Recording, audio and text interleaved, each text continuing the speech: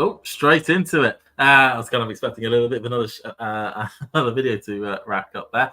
But hello, everybody, and welcome to what is ATP Weekly after the Madrid Masters title. Unfortunately, you can probably tell I'm not Mario, and this isn't Damien. You've unfortunately got, some of you may think the B team or the C team, but we're here to sort of step in whilst those two do what they're doing. I mean, Mario is currently in Rome, getting absolutely, idolized by Victoria Azarenka on Twitter and whatnot, which has been brilliant. How are you doing, Bremer? Things are well. Things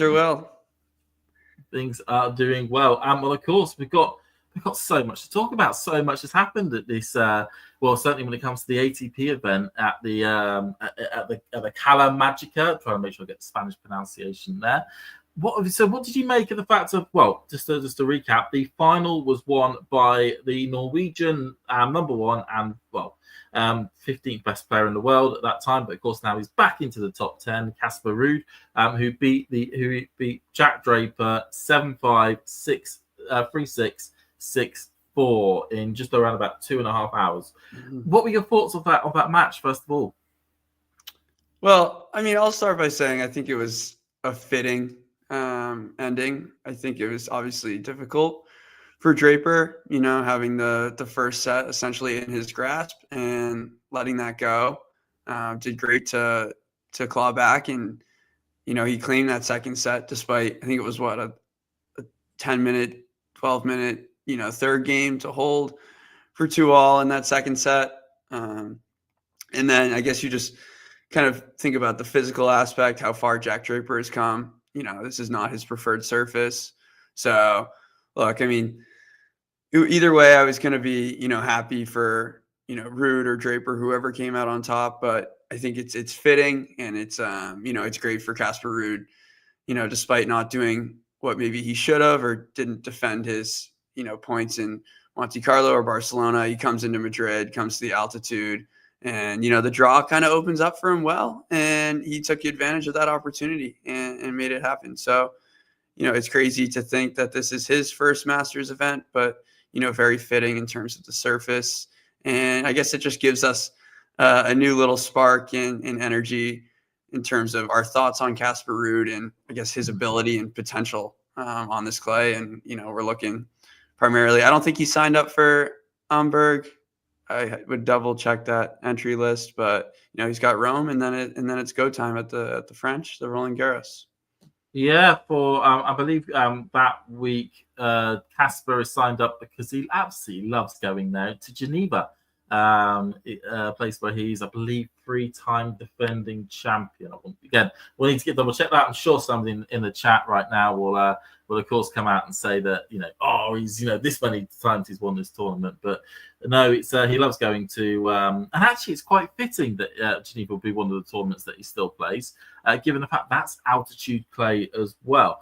I mean, as you say, it was a match very much of big points. I think Casper Ruud said it really well in his victory speech, which was, a couple of big points. I played just a little bit better than Jack. And, if those points went elsewhere, we could look certainly in the first set where Jack was, 30-15 up trying to serve for the set, double faulted, and then you could feel that momentum change, which then led to Casper being able to break Jack and then get himself through to, as you can see, he's going to be currently the second seed for the event in Geneva. But it does, though, ask the question, which is, we've got a bit of a narrative, which is Casper Ruud had such a great season last year, certainly at the beginning of it, getting into the final in Monte Carlo, then going and winning the title in Barcelona, his first 500 title. And then, he had a couple of bit of dodgy results at Rome and Madrid, but then brought it back again in Geneva and Roland Garros. He had a bit of a terrible. He's had a terrible start realistically to this year, or certainly to this clay court season, comparative to that period. He only got to the round of 16 in Monte Carlo, dropping over 500 points. He then was absolutely outplayed off the course, or off the court really, by Holger Rune in Barcelona, only getting to the quarters there and dropping a further 500 points. I don't know about you and your thoughts on this, but it very much felt as though well, okay, we've seen the rest of the tour catch up with Casper on the hard courts and very much overtake him. A lot of players overtake him and been able to beat him. But it looked as though, certainly going from the first two big tournaments that we had this clay season, that maybe the rest of the tour on clay had started to catch up on him. Do you think he's quashed that as a viewpoint, or do you think this could be more of a one-off good run, maybe some good draws helping him out here? Yeah, I think it's always a mental thing, especially coming into clay season for Casper, knowing that he does have a little bit of a target on his back, and I guess the pressure that he builds on himself in terms of, this is my favorite surface. I'm super open about it. You know, I've played more, clay events than anyone else in the world, maybe besides Zverev, and I've, won the most clay matches, or the most matches on clay. So it's like it's fine that it's very well known, and he's very open about it.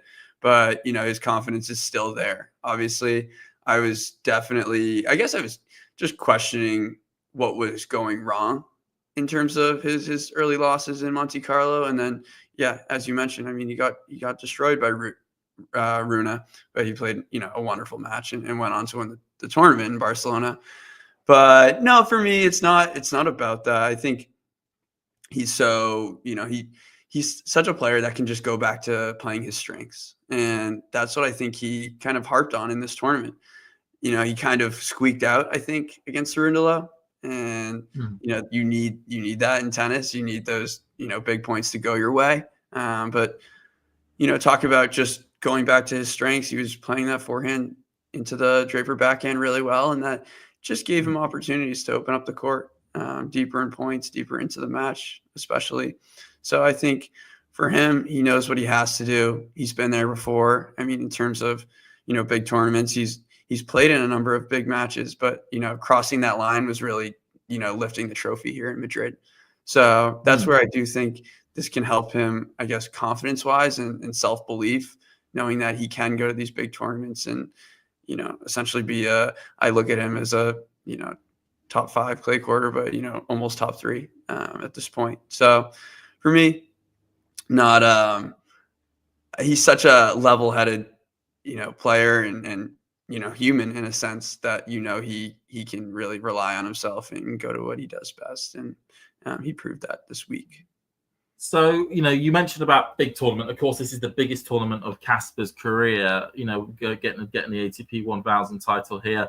Very much almost a vindication of the hard work, as you say, he puts into this surface. This is, we all joked about the fact he was the 250 king and the 250 clay king for a number of years. I mean, maybe a little bit unfairly, given that he did such a brilliant feat back in 2021, where he won Borstad, Gustad, and Kitzbühel back to back, which is a feat that hadn't been done since Andy Murray back in 2011. In terms of its complexity, 2011. I think it was 2011. It could be 2016. Double check for that one. But yeah, it's it is that vindication, and it's somebody for Casper who, he'll want to look back on his career and feel as though the specialties that he placed into a certain surface played off. And I feel for him, the idea that he wouldn't have got the, only got 250s and the odd 500 on this surface would have felt like a bit of a letdown, given the fact that he had been to 2, Roland Garros finals. He generally he's also been to a few other deeper runs. He's made a few semi-finals at the Masters 1000 level. Got to the final, as we said, in Monte Carlo last year. To get over the line here and to at least say to himself, "Look, I got a Masters title. I really showed to the world that I'm specialising on this surface, showing how well I play on this surface has paid off in some degree." I think was brilliant. And of course, now we're going on to the fact of, is he in the mix for Roland Garros? Of course, the big thing that we're all building up for. We've got a bit of a world where Alcaraz still unsure about his body and his injury. Had to pull out of Madrid before the tournament kicked off. Sinner, how quickly is he going to be able to get his gears, back up to speed? Zverev, we still question marks around him and his level. And a Djokovic, you can't buy a win of a match at the moment. Is it like Moses and the parting of the sea? Is there an opening for Ruud to walk straight down it? 100%. 100%. I mean, I feel like, he's been there a few times now. I mean, I think it was 2022 where he played Novak in the final. Look, he's very comfortable on the surface. And like I said, I mean, I'm not, doing it off the top of my head, but he's a top 5, top 3 clay courter. So there's no reason. I do have one thing to add in terms of Casper and like development, and I guess like his thinking. He's awesome in press conference. He does really speak his mind. But one thing that he's kind of harped on so far, and I guess across the tennis landscape, that's across services, but more so his game and a reflection of it, is the fact that he mentions how his shots, he has to play, I feel like, with a little bit less margin now, because he talked about how these kind of layup forehands to the center of the court or backhands, whatever it is, it's just getting punished. It's getting destroyed. And so he has to go for it a little bit more, which I guess if you're looking at old Casper Ruud, like you harp on consistency and, how kind of reliable he is as a player in rallies. And I just think his game style, very consistent, big margin, but grind you down in a sense. And now he is having to play a little bit more aggressive. That's showing. And especially yesterday. And this is where I think about with Roland Garros, like best 3 out of 5, it just makes it a very difficult matchup when you have to deal with that depth and spin over and over again across 2, 3, 4 hours. That's just extremely difficult to deal with. And that's why I think when you move into that format, he becomes an even bigger threat. And that can, that's the difference between, the best players in the world, having that consistency over long periods of time. And he's not one that really drops his level. He's very foundational, and it really only goes up. Very rarely does it go down. We saw some double faults, I guess, across these last 3 clay tournaments. But, as I talked about, even just as like a human, Casper just develops all these, very subtle, confident, focused traits, and he brings that to the court and does such a good job with it. So that was just something I wanted to bring up in terms of how he's had to, play once you get to these, top 10, 12 players, is everyone can just kind of punish a middle of the court ball, middle of the baseline. And you were mentioning about the double faults, and I think that was more testament and to sort of now lead on from. I mean, I'll go back to what my original saying. Do you think he's in the mix to win Roland Garros? Totally. Would you have it? I mean, I know some other tennis-based podcasts and YouTube channels like to talk about tiers. Do you have him in a top tier? Do you have him in maybe a second tier, a contender tier, or? Yeah, he'd be my top tier if we were going to go. Top tier. Yeah, if we were going to, I guess, group it into threes. I don't know. There's I think 3, 4 main contenders here. Okay. And can I just quickly, can you give us that list? I'm quite curious. I'm really curious. Yeah, for sure. I mean, I'd check the box with Carlos and Sinner. Despite their level, you really can't, count them out. It's just, we'll get more into it later in terms of the Rome preview with Sinner. But as you said, as long as he gets his gears turning, the guy's been practicing in essentially ideal conditions for the next, 3 weeks ahead of us, practicing. So you're saying you've got Alcaraz, you've got Sinner, you've got. And I would put Ruud. I would put Ruud at 3. And do you have a 4th player in this top tier? It would be Zverev, but I feel like a top. Yeah, those would be my top 4 here. Interesting. No Djokovic in there. No, I know. I guess we'll get to that. We'll get to that. No, it's interesting that you mentioned that. For me, just to almost answer the question I've just asked you. So I would say he would be in a second tier, almost a contender tier for me. I would say at the moment that your top 2 for me are still Sinner and Alcaraz, and I would just have those 2 still in the top tier. For Roland Garros, with Ruud in that same bracket as Zverev, Djokovic, and I'm going to say it, I'm going to put in the second tier the guy that Ruud just beat in the final, a guy who should have been a fish out of water at this tournament on this surface, but is starting to prove that he isn't that. Britain's Jack Draper. So what did you I mean, do you think now he's a danger on all the surfaces? Has he got an all court or an all surface game? Look, I'll be honest with you, James. I think Draper is the future of the sport in a sense of, you look at the frame, you look at the body of work that he has, and just the way he's developed. It's come very, very quickly. And this guy really wants it. He's a competitor on the court, but man, the sheer firepower that he possesses, and now it's becoming quite an arsenal. And something that, sticks out to me is the backhand. I understand. I guess we'll go question by question. Is he becoming an all-courter? Yes, he's too good from a raw level that he'll be able to find ways. And on the clay, having more time, his movements off the charts for his frame, and he's got so much. I guess he's just got shot selection all over the court. The way he's able to use his forehand, both in the Rafa-esque style, going heavy spins to the cross court and the righty backhand, and then the backhand being, it's flat, it's sharp. He hits it super hard. That's not going to have as much of an effect on the surface, but over time, it's just like developing, comfort and, finding the right times to use it. But mixed in the drop shot a little bit more, as we're seeing, and then that's obviously exciting. And then you just have a reliable, slider serve on that ad side, and that's just like it's. And I tell you something that's really started to appeal to me, which is, or certainly got me a lot more confident for Draper on the surface. Now, of course, we always have to put the caveat with Madrid that it's at altitude, and players that have bigger serves or bigger games do tend to play very well at this tournament. And it's a tournament where you'd think, as a clay court event, it would be the best suited for Jack's skill set and Jack's abilities. But his ability to show with the way he put away players that are incredibly good on the surface. You think of Arnaldi earlier on, where he absolutely demolished the lad, somebody who you would put in that tricky category, somebody who would take somebody who's not really that good on the surface, maybe to 3 sets, maybe sneak out a surprise win.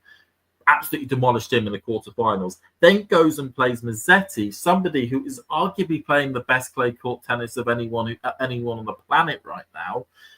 Beats him in straight sets, 6-3, 7-6, and then goes toe-to-toe with somebody who has won 11 clay court titles, gone to 2 Roland Garros finals, in Casper Ruud, goes toe-to-toe in 3 sets. And realistically, and maybe people in the chat will argue against this, a couple of points here or there, and his title would have been won by Jack. And Casper Ruud would have been holding the runners-up trophy. It isn't Draper Weekly. Johnson's putting in the chat there. But all I'm saying there is that it's not as though he was absolutely put away by Casper Ruud in this final, and it was all well done for getting to the final. He did really well. But somebody who actually knows how to play on the surface beat you. No, you went toe to toe. You made it tough. You made it tight at the end, and you nearly got it. And I am so unbelievably impressed, as you were saying, of how quickly we've gone from Jack winning his first title on grass 11 months ago to a situation where he already has a Masters title. He's broken into the top 5 in the world. And not to think, only 2 months ago, he was outside the top 10. He's now broken into the top 5. And he's got himself to a Masters final on clay. This is, has this guy almost overtaken what we were expecting from Holger Rune as that third young player to challenge Alcaraz and Sinner? And I'm right with you, James. I agree. I mean, that's tennis. A couple points here or there, and he totally could have won yesterday. But that's what I mean in terms of he's here to stay. I mean, this guy, he's just deadly, and it's now becoming a little bit of an entourage outside of Sinner and Carlos, because you have Rune, who's it seems like he's getting back into form. He did pull out of Madrid, and then you have Fonseca, who's coming up the ranks, and obviously Draper, another young guy who just has it all. And there's still we still have to see slow clay, and that's why when I do see or evaluate tournaments that are just a little different. I just throw an asterisk next to it because, yes, we're at altitude. That's not a true reflection of clay, but obviously it's a storyline, and it's, we're at least on the same, we're on the same surface. But yes, these conditions were, I guess, ideal for him on a clay court, and he used it effectively. But I'm more interested in his shot shaping, his footwork, how is he moving, decision making, patterns of play, and he's checking all of those boxes.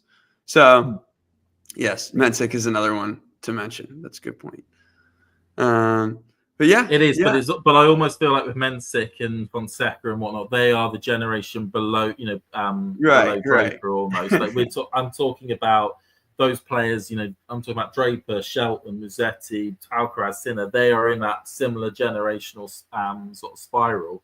Whereas we know, and we'll touch on Fonseca to do his what happened to him at this tournament and also in Estoril later on in the show. But we know how good those players are and what they could potentially do. Of course, Mensik did get to the quarters here, but was beaten by somebody who was becoming, and I'm going to use this term, and people are going to find it quite funny, almost like the Alex de Minaur of this season, in Francisco Cerundolo, who seems to be going from consistent strength to consistent strength. Okay, hasn't won anything this season so far, but is constantly getting to the quarterfinals and semi-final stages of both hardcourt and also clay court Masters events. I mean, what have you made of what did you make of Fran's little run to the semis?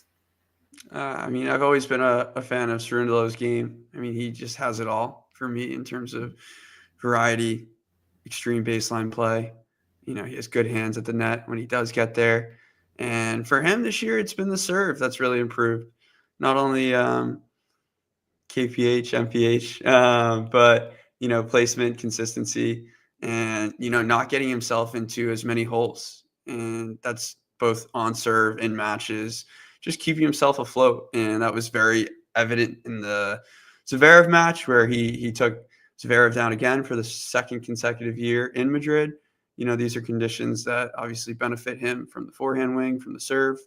But look, this guy's got it all in terms of another natural court player. He moves so well, has a great understanding of, court dynamics, patterns of play. And it's confidence for him. It's belief. It's self-belief. He brought in Pablo Cuevas to his team this season. I think maybe Buenos Aires time. But you talk about not lifting a title. That can also weigh on you mentally. And for him, there's so many positives to take for Fran this season, but you just think about how difficult it is, especially being at home in Buenos Aires, taking on Fonseca, who was, red hot that week, taking on Argentine after Argentine.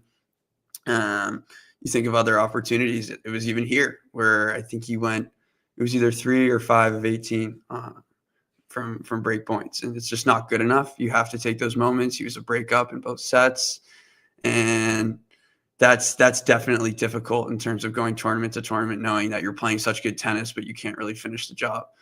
That's a conversation in and of itself, but I take so much from him. He's another contender for me, a top 5 clay courter who I actually tweeted out. I think he should have had Djokovic at the Roland Garros last year, being a breakup in the 5th, and just wasn't able to get it done in those tight moments. And it's almost as if just to sort of lean onto the point you're making there, that maybe the Francisco Cerundolo of 2025 in that 2024 match would have actually won that, would have actually beaten Djokovic and actually got through that contest. And one of the things in which I've been really impressed about with Fran is that we see that when things are going, he looks great, he looks fluid, he looks like he can't touch it really. Certainly with the serve and the way you can get it out wide constantly as well. It's almost like Ruud-esque in how great it is.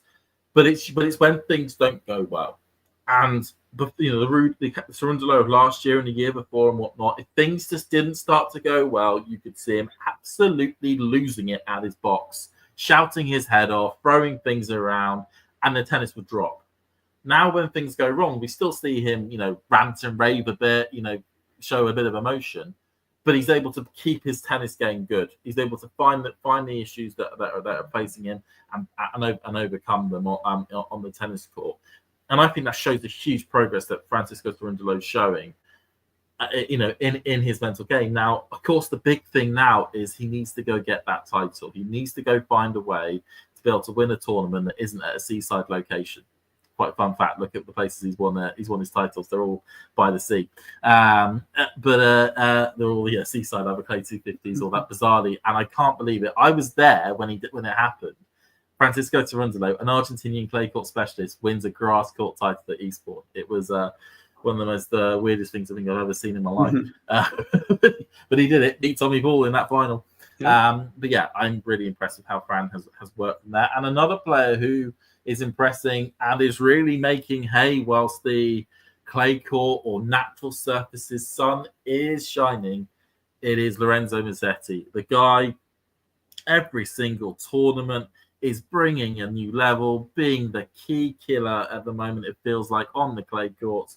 And it takes an inspired Alcaraz or an inspired Draper. Okay, granted, the Alcaraz one in Monte Carlo was more to do with injury, but Alcaraz had got on top of him really in the second set. But it takes an inspired top 5 player to go and actually just to stop this man. I mean, is the sky the limit? Is Lorenzo Musetti potentially on the cards for a Roland Garros sniff? He's another one of those players that, allows me to fall in love with the game of tennis. He's just very, very graceful on court, and, his game reflects that. He's got so many weapons. He's got such a big arsenal, and he truly enjoys himself. I feel like when he's playing at his own pace, and, that's when he's playing his best tennis. And, again, the conditions for Madrid are definitely different. I feel like he's more of a, sea level type of player, but just having that ability to drop so deep behind the baseline, control rallies, and he just has so many different ways that he can beat you. And that's where he's difficult. We've seen the battles he's taken with Novak Djokovic.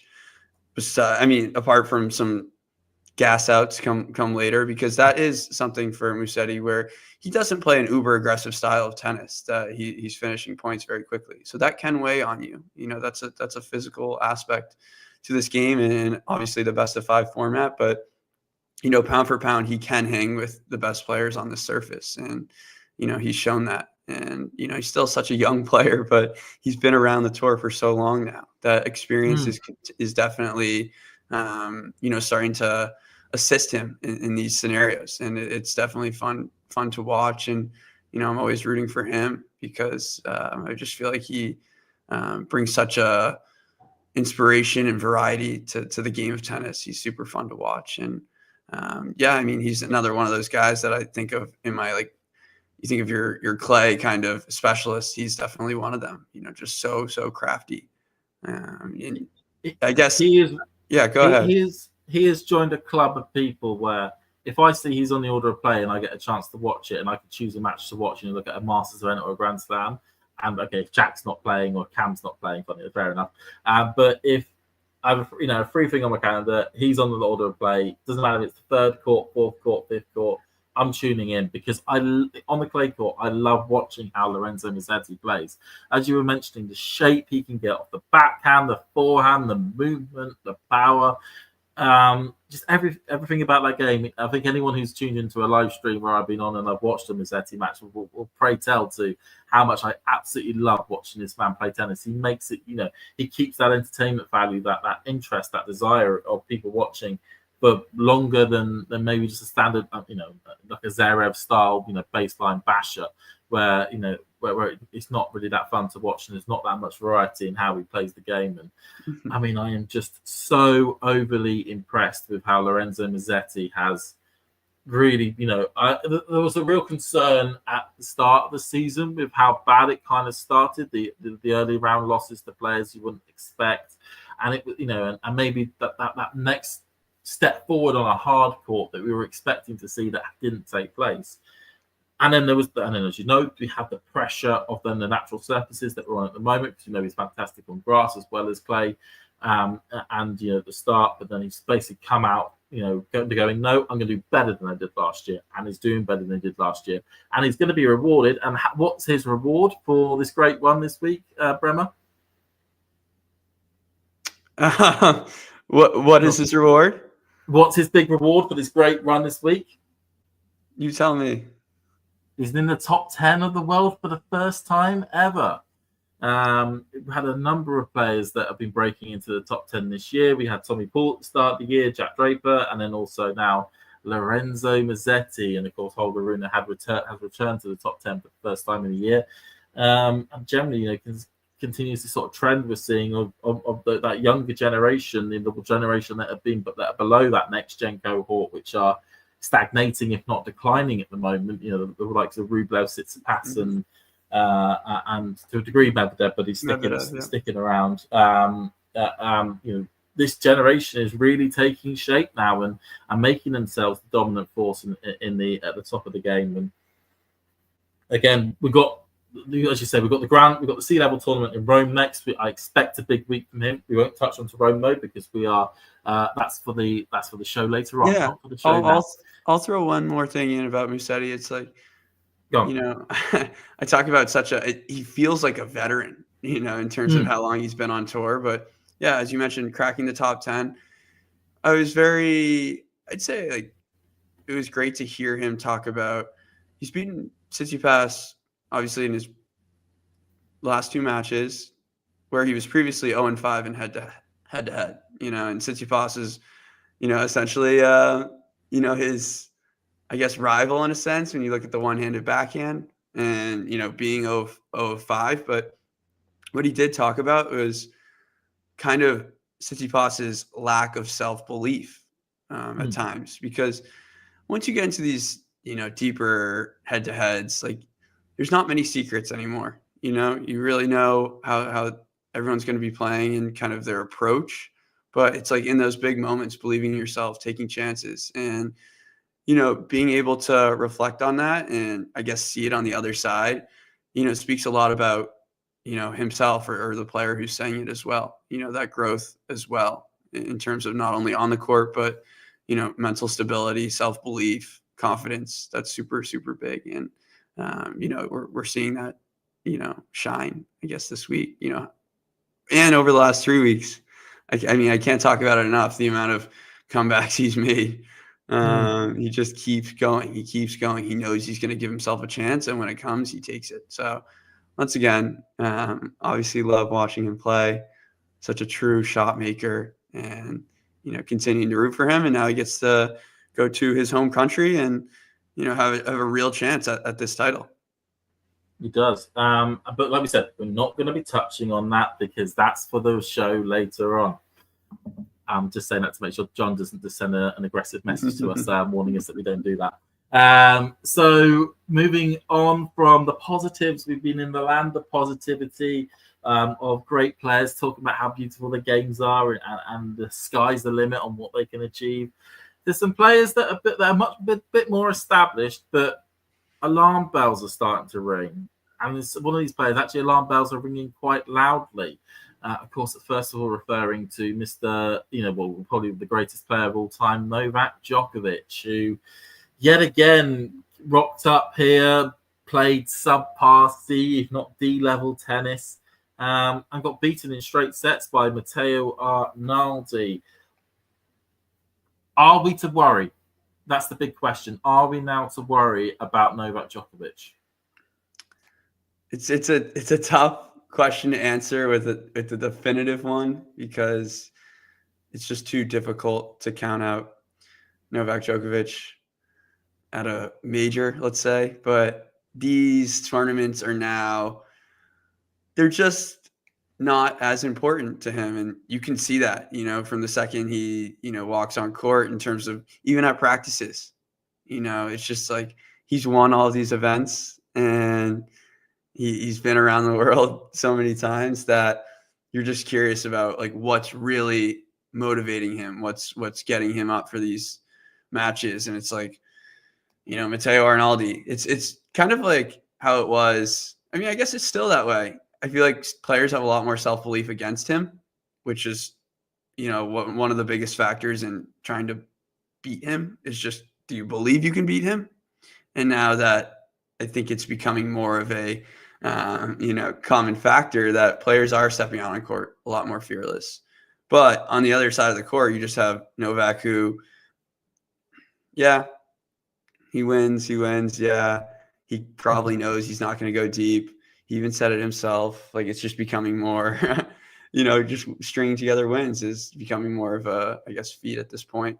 But my lead up to all of that is he knows he has his eyes on the prize, the Grand Slams. He's vocal about it. So you just beg the question, are we going to see maybe a more determined Novak Djokovic soon? He just pulled out of Rome, which is surprising, very, very surprising. And that just makes you question, is training enough at this point? Is it getting more matches in? Obviously, he doesn't want that. So, look, I don't know. There's alarm bells, but as I said, it's just so difficult to say, okay, he's not in contention, because he's, of course, always there, and you have to worry. I mean, it's What are one of your those thoughts, things. James? Yeah, it's one of those things where we've sat here probably year in, year out. We've seen Novak go out early at warm-up events, big Masters events. I mean, the biggest one I could think about was when he lost to Dan Evans at Monte Carlo, a result that nobody would have expected would have expected to have taken place. And he's he's looked subpar. He's only got to the third round or maybe the quarterfinals, playing pretty B-rate level tennis, not C-level rated tennis. And then, as you say, he rocks up to the next Grand Slam, takes a couple of matches just to get into it, and then he's fit and he's firing and he's playing at top level and he looks unbeatable. You can't get the ball past him. He's hitting you off the court. He's all the things that we know from a Novak Djokovic, who has that motivation.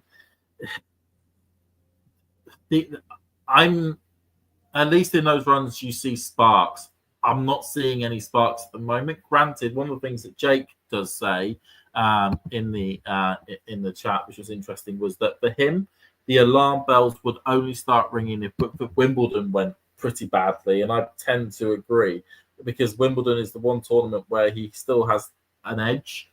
He still will be able to get up for it more than probably any other. The idea of trying to tie Federer there at 8 Wimbledon titles will be a big motivating factor for him.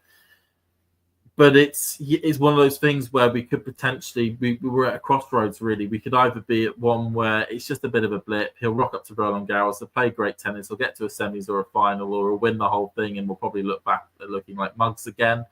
Or semis and then goes on and wins Wimbledon, or we could see 2 poor performances at Roland Garros at Wimbledon, and then at that stage, I think the questions of has the game gone past him, can he do it anymore, will be very prevalent in both his mind and also the sort of like the tennis landscape as well. Right. So at the moment, as you say, he's pulled out of Rome. He's doing a training block for a bit to get ready for Roland Garros. Of course, in the tennis world, we want to see Novak Djokovic fit and firing, because a Novak Djokovic fit and firing at a Grand Slam with Alcaraz, Sinner, all the great players, means we could be in for a fantastic tournament. And let's see if he can do that, as Ghosty blames Andy Murray for everything. That was going to be my next quick talking point. Is the coaching situation, because the Andy Murray thing, I genuinely thought it was going to be a small experiment, and it almost gave me hope that he could do it in Australia. But it's just like they kind of have continued to extend it. I don't know what the deadline is now. I'd probably say post Wimbledon is where the next kind of reevaluation would be. So I'm not going to say like, oh, I'm blaming Andy Murray or anything like that. It's more so, what keeps him going, what keeps him firing. Obviously, Murray is a true competitor and just wants to be around the game. And obviously, when you can be around, one of the best players ever, that definitely keeps you interested. But that's just another thing to think about for us as viewers in terms of, gauging where his head's at. So we'll know, I guess, more after a few majors. We will, and then just to lean on, as we'll say, we'll see how Djokovic looks at Roland Garros, and we'll probably then come back to these conversations. It's another player who has a lot to defend now. With championship points at Rome and final points at Roland Garros. Was Munich a bit of a false dawn for Sasha Zverev because the level was a bit poor. It was poor again today, this week. Just about scraped through against Dadovic Fokina in two tiebreakers, and then pretty much got, dealt pretty straightforwardly by Francisco Cerundolo in the third round. Is Zverev, is he going to be able to, what's up is basically my big question. Is it a false dawn? Yeah, it's definitely, it's difficult to watch in a sense. I mean, I know there's, everyone has strong opinions on Zverev, I feel like, but, we're talking about arguably the most consistent player over the last year, maybe 2 years, where he racked up, I think, a calendar high in terms of wins. He obviously plays a lot of tournaments, a lot of tennis, but, still one of those guys that you see getting to quarters, semis at every event. And this year, it's just been kind of question mark since Australia. And Munich, yeah, I mean, Greek Explorer again, he beat him in Indian Wells and then was serving for the match. And unfortunately tightened up, and Zverev took advantage of that, probably used the home crowd. Was a little bit more motivated in Munich, and then gets obviously a firing Shelton in the final, but that's just nothing to compare to in terms of Sasha Zverev on clay, especially at altitude. So I feel like we get a true look this week. Madrid obviously doesn't love that matchup with Cerundolo. I don't know if they've played in between the last Madrid matchup. They played in Buenos Aires. They did play. Yeah. Buenos Aires, I'm curious if there was a matchup in between there. I don't know. But yeah, that'd be the last 3 times if it was. Yeah, it's just 3-0. Yeah, it's just 3-0 head-to-head. So in the words of Ben Shelton, Cerundolo is the daddy of Zverev. Exactly. But I don't know why, but and it's corny, but I love using that term now. It's really quite funny. No, it's fun. It's a bit, there's some weird ones out there where one player is dominant over there. We used to call them pigeons as well. I wonder where pigeon, if they've lost, this player's your pigeon. But this is just me going on a little bit of a side rant. But no, it's potentially it was a bit of a false dawn. We will see in the next couple of weeks, because we're coming up to the Grand Slam that arguably I think we'd all agree is his best shot at winning one, which is Roland Garros, as this is his most comfortable surface. And we could, again, we won't touch too much on it, but if he does repeat what he was able to do in Rome, then we could probably say, well, he's going to be one of the favourites for the title.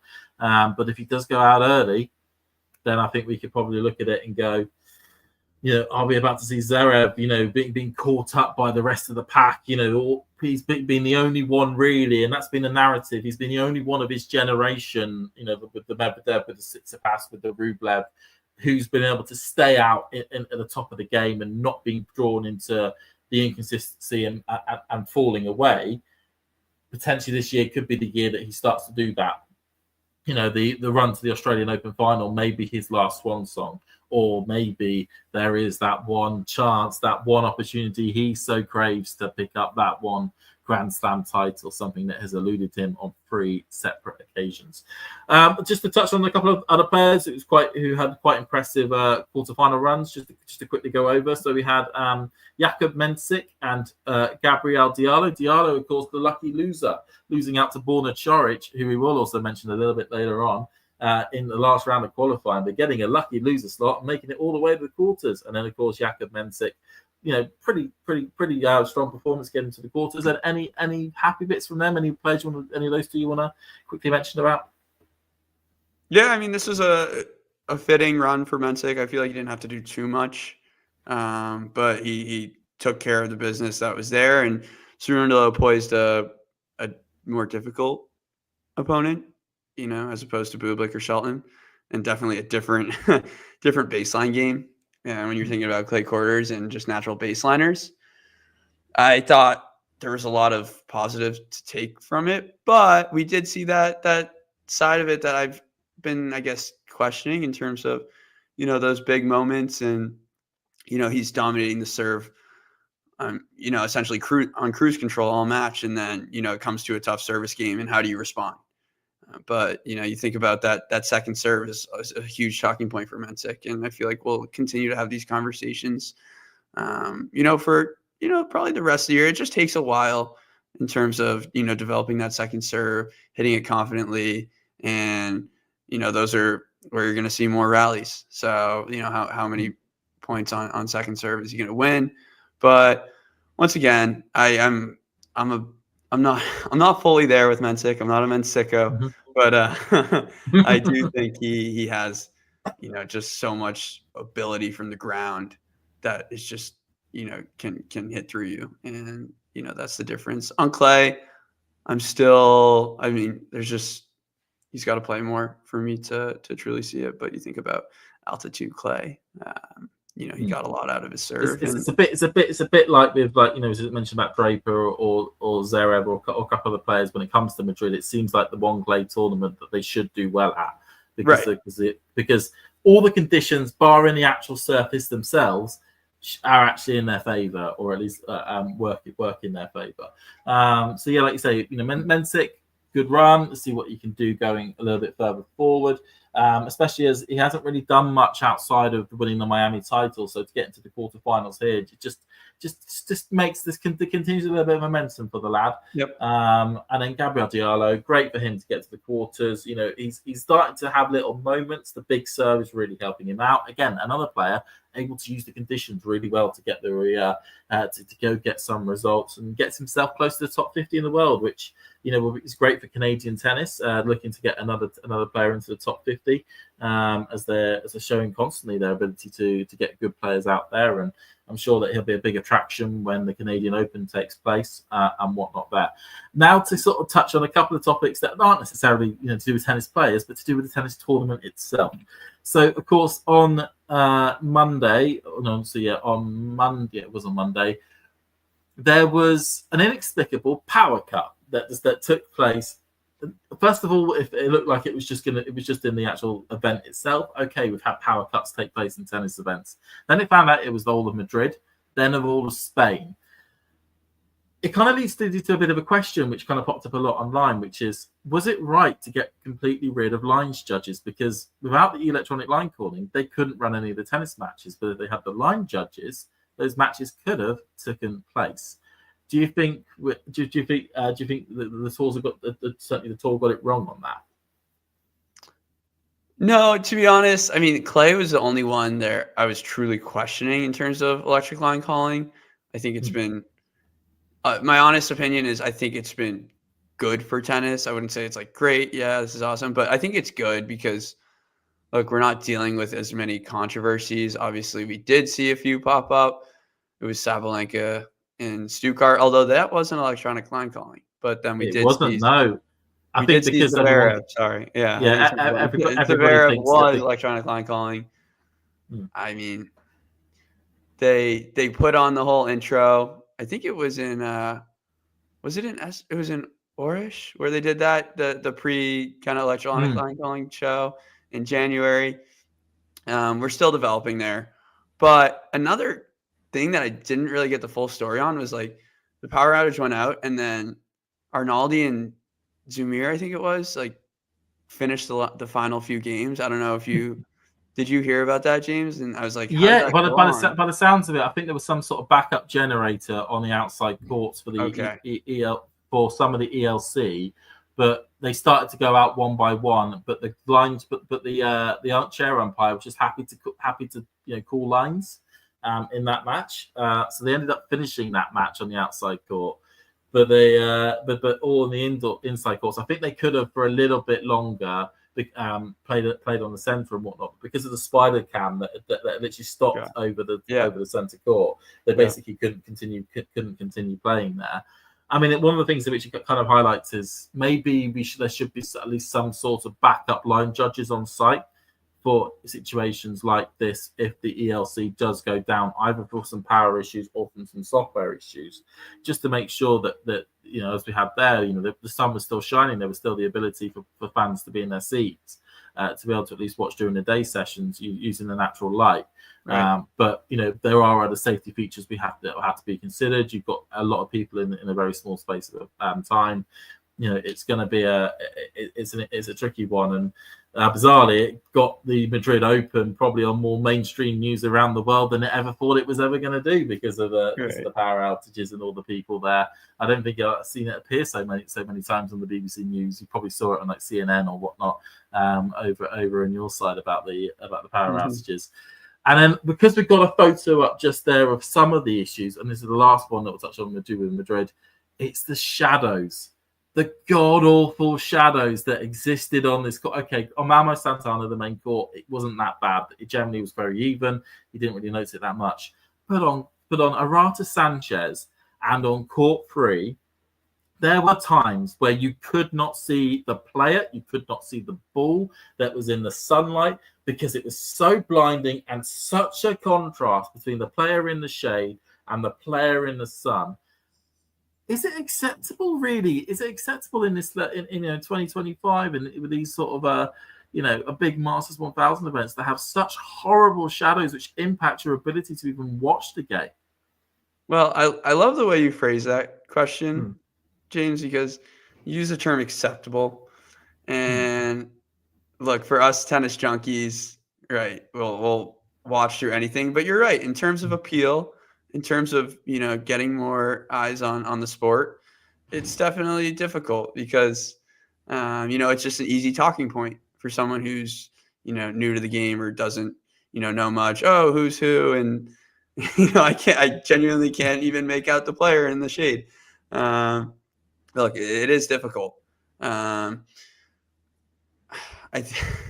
why it's hard for me to answer. Like, no, it's probably not acceptable. It's probably not. Are we talking architecture here? Are we talking, time of day we're playing? What court are we using? It's definitely, it's a conversation at least. What's your take? Yeah, I mean, I think there's better ways they could certainly sort this. They need to find a way of using some sort of text, fixing something to do with the actual magic box itself so that we don't have the shadows like we had here, because we can't be having this. This doesn't happen on other sports. There's other tournaments we've watched as well which have horrible shadows, because it does affect our ability to see, to see what is happening and the playing of the game. You see most football stadiums, they have their roofs sorted in such a way which means that shadows aren't that much of a problem. They're over in the shadows in a small part of the court, or the way they go over, going over a little cool movie clip. I say movie clip there. A little video. John's basically got me losing my train of thought completely by putting that photo up there. Yeah, I don't think it's acceptable. I think they need to find some way of fixing it, because we need to be able to watch these matches without any problem. And if it's a case of Madrid that the magic box has these sorts of problems, then maybe we need to look at having some sort of tarpaulin, or like they have at the Drive in Adelaide, the massive sort of dome over the top of the court, to make sure that the shadows, that terrible shadows, don't affect how it ends up looking. How it ends up looking afterwards. So yeah, that's my take on it. So we've touched on all the bits to do with Madrid. And we'll quickly mention some of the big challenges that took place in the second week of Madrid, which was the Estoril Open and the Axel Provence. So Estoril, which of course John and Damien and I think also Jamie was there this week, was won by an American winning on red clay, Alex Michelsen, who was able to beat a Italian qualifier, Andrea Pellegrino, who I must admit I've never heard of, and does sound like a very nice sparkling water. But what do you think of Alex getting this title, getting 175 points in the bag, and having the honor of saying he's won the Estoril Open? I mean, it's awesome. It's awesome. I love Alex Michelsen as a player. I love kind of his demeanor that he brings on court. He's a very positive player. We're seeing that, I think, more often. Just continuing to try and, keep yourself going, keep yourself in the moment, giving yourself, confidence, belief, despite, in tennis, there's always so many small victories, outside of like the true match winner.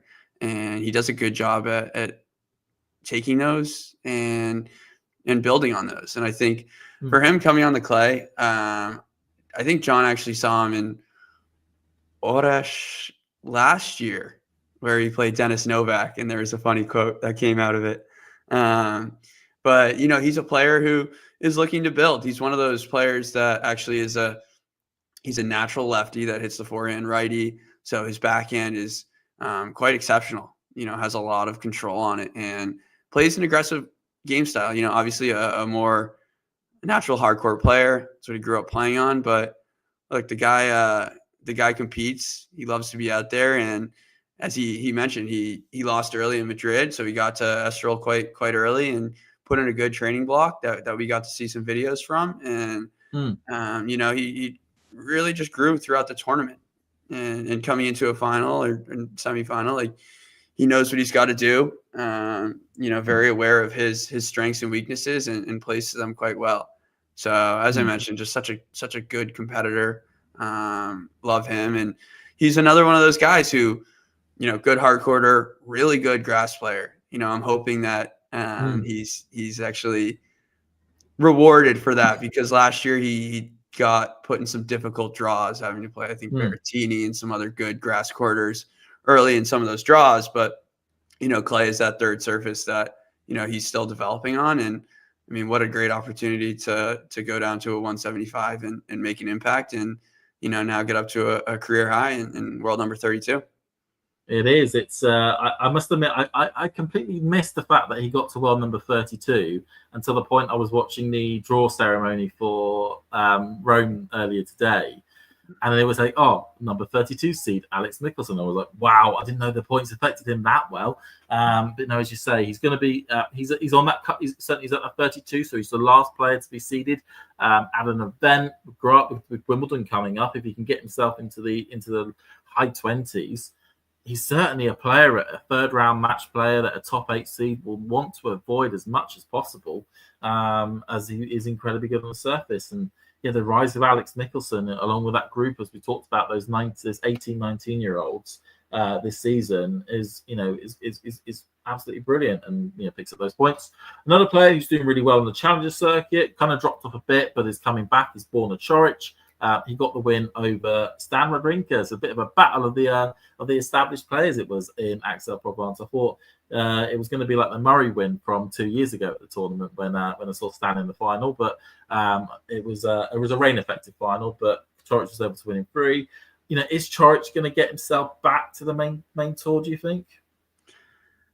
I mean, he's on that path. I think I don't know what it is this year. Maybe 3 or 4 titles now, 7 challenger titles in his career. The guy just keeps going, and he's just such a difficult out, no matter where he is in the world. He obviously he's been playing predominantly on clay this year, and obviously it was a rocky start to the season, but man, this guy, he keeps going, and he's obviously the top dog in every challenger draw that he's been a part of. And then, you look at, he did take down Navone, which is, a huge result here, especially in this type of conditions. But Stan the man was having an amazing week, and it looks like, it could have gone either way, but, huge result for Coric. He's continuing to up his way and get back to that level. So I think, he'll create some opportunities for himself, and then, it's a little bit more draw dependent for him. But he's looking more comfortable and confident. Yeah, I mean, the one annoying thing for him is that he probably would like to at least try to get a main tour tournament in between Roland Garros and his title here. I don't believe he's in. I don't believe he's in. Is he in Rome? Am I going to say something stupid? I feel like I'm going to say something stupid. But either which way, he's in qualifying for Roland Garros, so he is going to be somebody that if you're in that 16th, you're going to want to not draw him as a top seed in that group, because you'll feel like there'll be no hope for you to qualify with the form that Borna Coric is showing at the moment.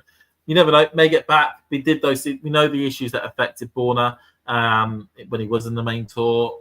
Can he overcome them? Can he get himself back to top? He was the top 20 player, I think, at one stage, thanks to that title win that he picked up in Cincinnati a couple of years ago, and just has a level which can be absolutely brilliant and outstanding on all the surfaces. And doing really well on the Challenger Tour just to get himself back to into the world's top 100 the way he is. So that now wraps up everything for this week of ATP Weekly. I think, James, we should do a small bit on Fonseca. Sorry. Yeah. So I'm so sorry. You were correcting me just there. So No worries. Fonseca, okay, great performance against Tommy Paul. Just about lost out, in terms of that level against both those two players. But a surprising loss to Casper de Jong in the first round in Estoril. Has the Fonseca hype or the trajectory just taken a dip all of a sudden? Yeah, I mean, I felt like there was maybe a little bit of a hangover in terms of, coming from Madrid. It was his first clay court tournament, I guess, since the Golden Swing. And his season has been a little bit off kilter just because of the Next Gen. So he talked about how his season started, so early. That Next Gen event was held, I think, December 17th this year, maybe December 14th.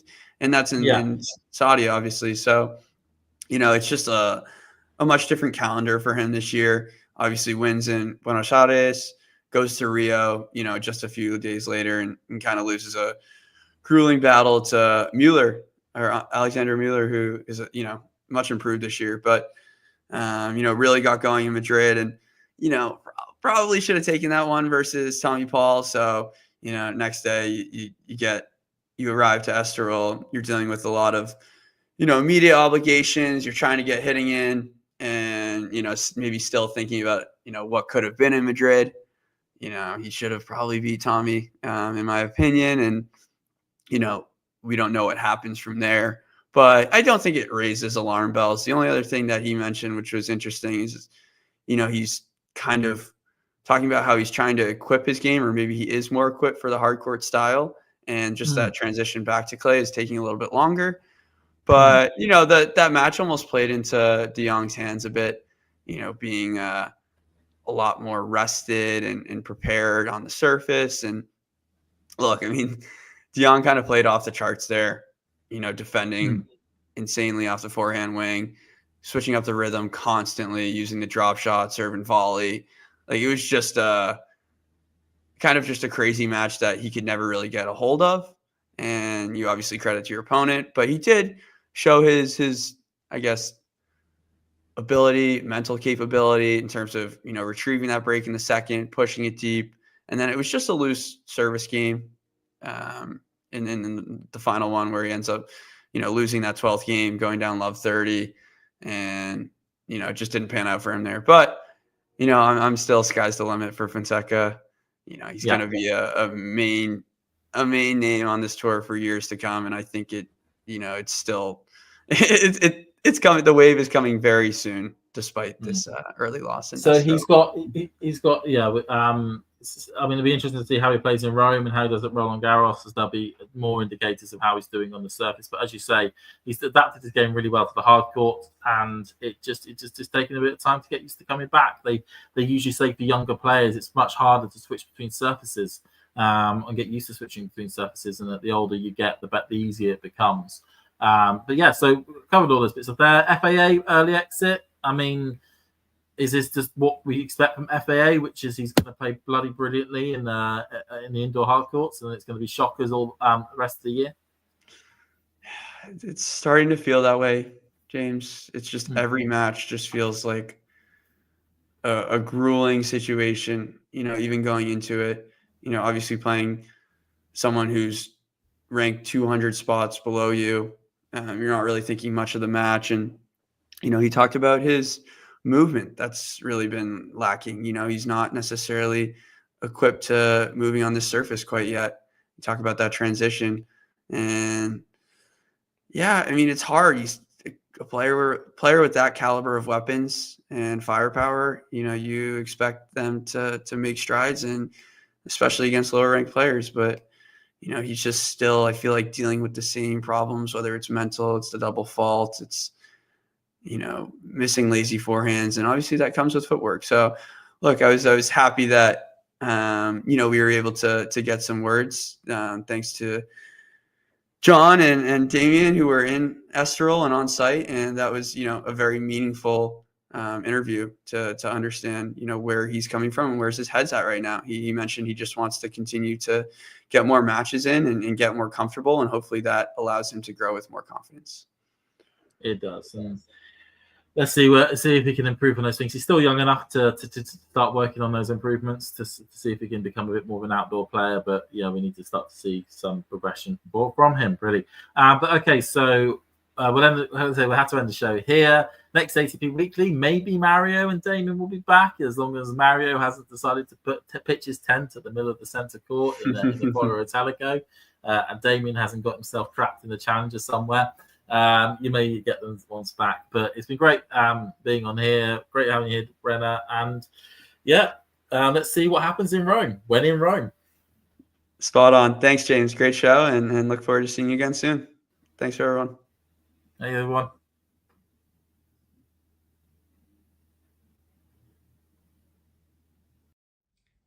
If you enjoyed this video, make sure you hit that like button. Don't forget to subscribe and click that notification bell so you don't miss out on all things tennis.